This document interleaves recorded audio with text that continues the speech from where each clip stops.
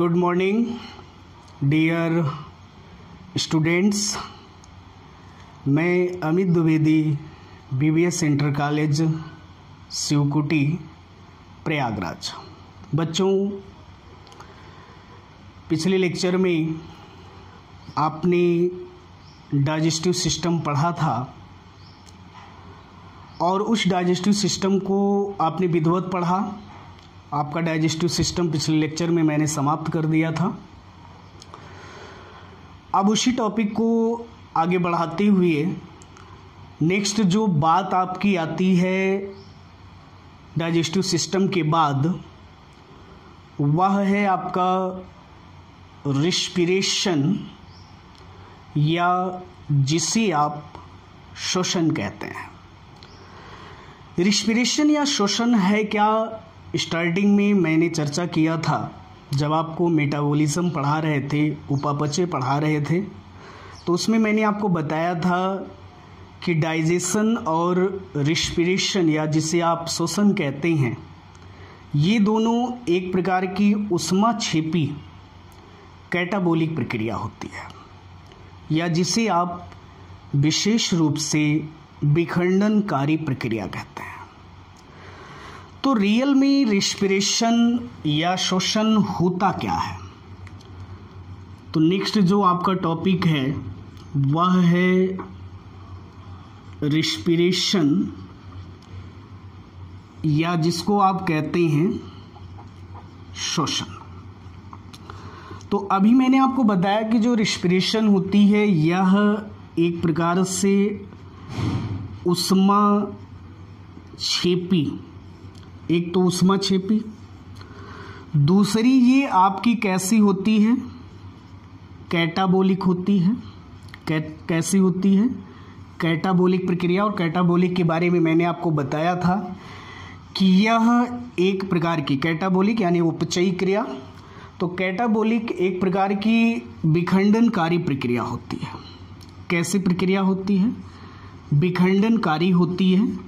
और इसमें मैंने आपको बताया था कि इसमें बड़े जटिल कार्बनिक पदार्थ या कार्बनिक अणु छोटे छोटे सरल कार्बनिक अणुओं में क्या करते हैं? टूटते हैं। तो रिस्पिरेशन रियल में है क्या? नॉर्मली अगर आपसे पूछा जाए कि श्वसन किसे कहते हैं, तो आपका सीधा सा जवाब होगा कि वायुमंडल से ऑक्सीजन को फेफड़े में भरना और फेफड़े की जो कार्बन डाइऑक्साइड है उसको वायुमंडल में मुक्त करना श्वसन कहलाता है। तो देखिए बेटा, ये रियल में रिस्पिरेशन नहीं होता है, क्योंकि रिस्पिरेशन एक प्रकार की जटिल ऊष्माक्षेपी कैटाबोलिक रासायनिक प्रक्रिया होती है। आपने वायुमंडल से वायु को अंदर लिया और अंदर की वायु को बाहर छोड़ा। इस प्रक्रिया में किसी भी प्रकार की रासायनिक क्रिया नहीं हुई। तो अगर रासायनिक क्रिया नहीं हुई तो ये आपका श्वसन भी नहीं हुआ, क्योंकि श्वसन कैसी प्रक्रिया है? रासायनिक प्रक्रिया है। नॉर्मल सी बात है। तो रियल में श्वसन है क्या? श्वसन की प्रक्रिया किस में होती है? तो सभी जीवों की सजीव कोशिकाओं में श्वसन की क्रिया लिविंग सेल में ही संभव है। नॉन लिविंग सेल में श्वसन की क्रिया संभव नहीं है। तो जीवों की सजीव कोशिकाओं में ऑक्सीजन की उपस्थिति में कार्बनिक भोज्य पदार्थों के जैव रासायनिक ऑक्सीकरण को श्वसन कहते हैं या रिस्पिरेशन। फिर से देखिए, जीवों की सजीव कोशिकाओं में ऑक्सीजन की उपस्थिति में कार्बनिक भोज्य पदार्थों के जैव रासायनिक ऑक्सीकरण को हम क्या कहते हैं? श्वसन कहते हैं। तो विशेष रूप से जो रिस्पिरेशन है या जिसे आप श्वसन कहते हैं, आपने पढ़ा ऊष्माक्षेपी कैटाबोलिक, ठीक है। तो इस प्रक्रिया में ऑक्सीजन की उपस्थिति में, अभी मैंने बताया कार्बनिक भोज्य पदार्थ, तो कार्बनिक भोज्य पदार्थ में विशेष रूप से जैसे C6H12O6 प्लस 6O2, अभी मैंने बताया कि जीवों की सजीव कोशिकाओं में ऑक्सीजन की उपस्थिति में कार्बनिक भोज्य पदार्थ, ये आपका ग्लूकोज है, इसको आप कार्बनिक भोज्य पदार्थ कहते हैं। कार्बनिक भोज्य पदार्थ सेल में कहाँ पर, एक तो साइटोप्लाज्म और दूसरी माइटोकॉन्ड्रिया।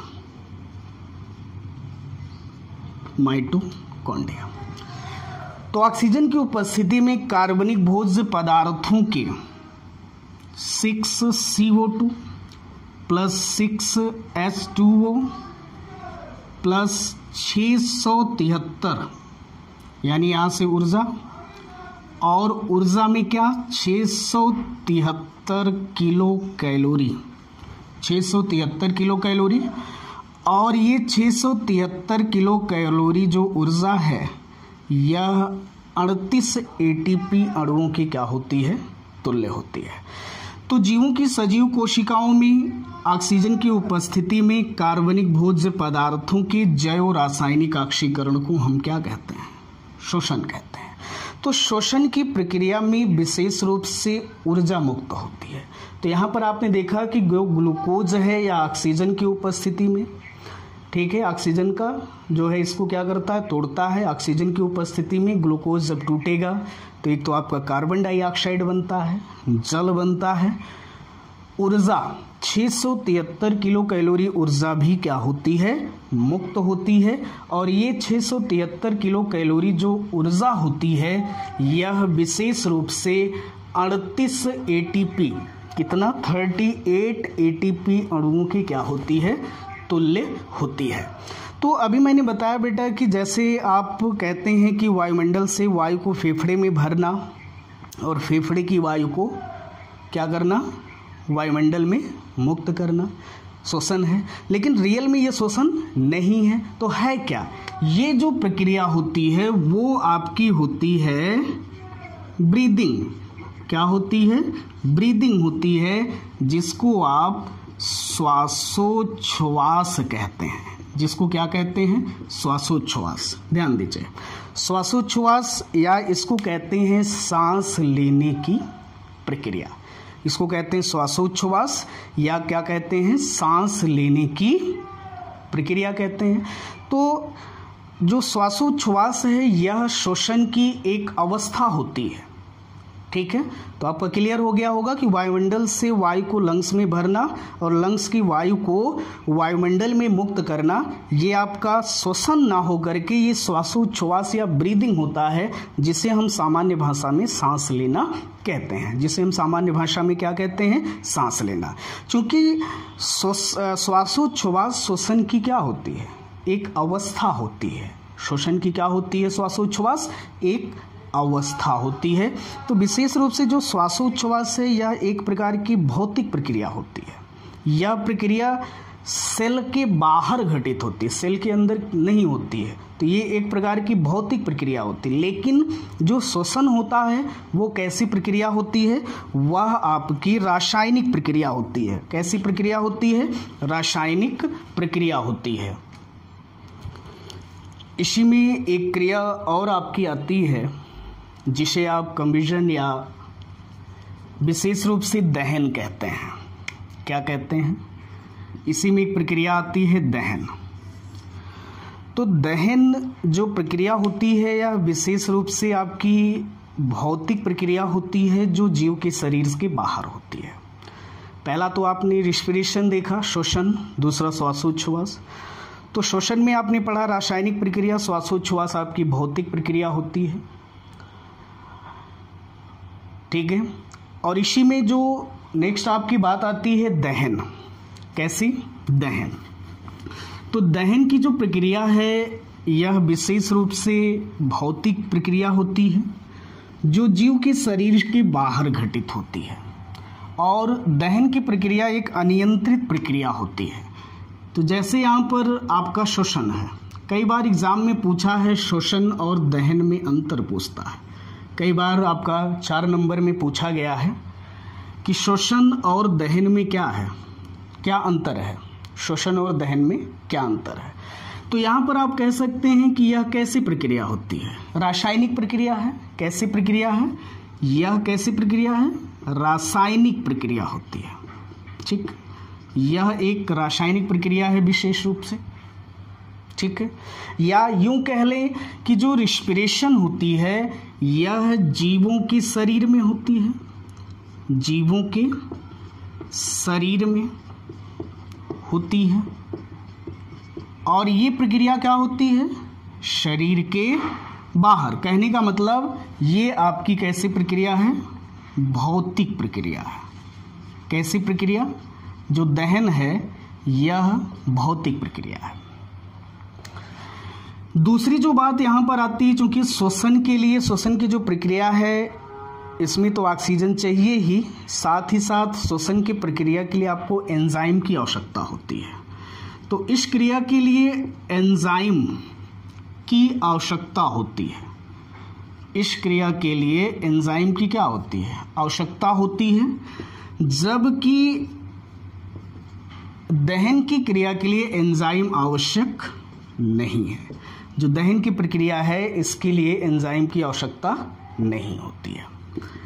इस प्रक्रिया में जो ऊर्जा है, यानी श्वसन की प्रक्रिया में ऊर्जा धीरे धीरे कई चरणों में, धीरे धीरे कई चरणों में मुक्त होती है।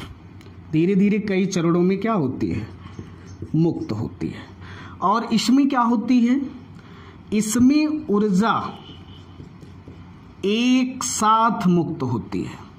इसमें ऊर्जा एक साथ क्या होती है, मुक्त होती है। दहन, ठीक है, दहन की प्रक्रिया में क्या होती है, ऊर्जा एक साथ ही क्या होती है, मुक्त होती है। ठीक है, बात समझ में। फिर से देखिए, जीवों के शरीर में होती है, ये भौतिक प्रक्रिया है विशेष रूप से। इस क्रिया के लिए किसकी आवश्यकता होती है, एंजाइम की आवश्यकता होती है। ठीक है, इस क्रिया के लिए किसकी आवश्यकता, एंजाइम की आवश्यकता होती है। और इस क्रिया के लिए एंजाइम की आवश्यकता नहीं होती है। इस प्रक्रिया में ऊर्जा धीरे धीरे कई चरणों में मुक्त होती है, लेकिन इस प्रक्रिया में क्या होती है, ऊर्जा एक साथ क्या होती है, मुक्त होती है। इस प्रक्रिया में ऊर्जा क्या होती है, एक साथ मुक्त होती है। ठीक है, तो ये तो आपकी प्रक्रिया विशेष रूप से थी श्वसन और दहन।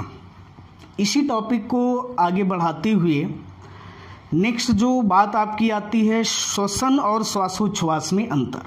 तो श्वसन और श्वासोच्छ्वास में भी कई आपके अंतर हैं। ठीक है, तो अब जैसा कि अभी मैंने आपको श्वसन और श्वासोच्छ्वास के बारे में बताया था, तो श्वसन एक रासायनिक प्रक्रिया है, जबकि श्वासोच्छ्वास कैसी है, एक भौतिक प्रक्रिया। श्वसन सेल के अंदर होती है और श्वासोच्छ्वास क्या होती है, सेल के बाहर होती है। श्वसन की क्रिया में ऊर्जा मुक्त होती है और श्वासोच्छ्वास की क्रिया में किसी भी प्रकार की ऊर्जा मुक्त नहीं होती है। श्वसन की क्रिया के लिए आपने अभी इसमें पढ़ा, श्वसन और दहन में भी, कि श्वसन की क्रिया के लिए एंजाइम की आवश्यकता होती है, जबकि श्वासोच्छ्वास की क्रिया के लिए किसी भी प्रकार के एंजाइम की आवश्यकता नहीं होती है। तो इसी के साथ इस टॉपिक को हम समाप्त करते हैं। नेक्स्ट वीडियो में हम रिस्पायरेटरी सिस्टम की चर्चा करेंगे, श्वसन तंत्र की चर्चा करेंगे। तब तक के लिए थैंक यू, धन्यवाद।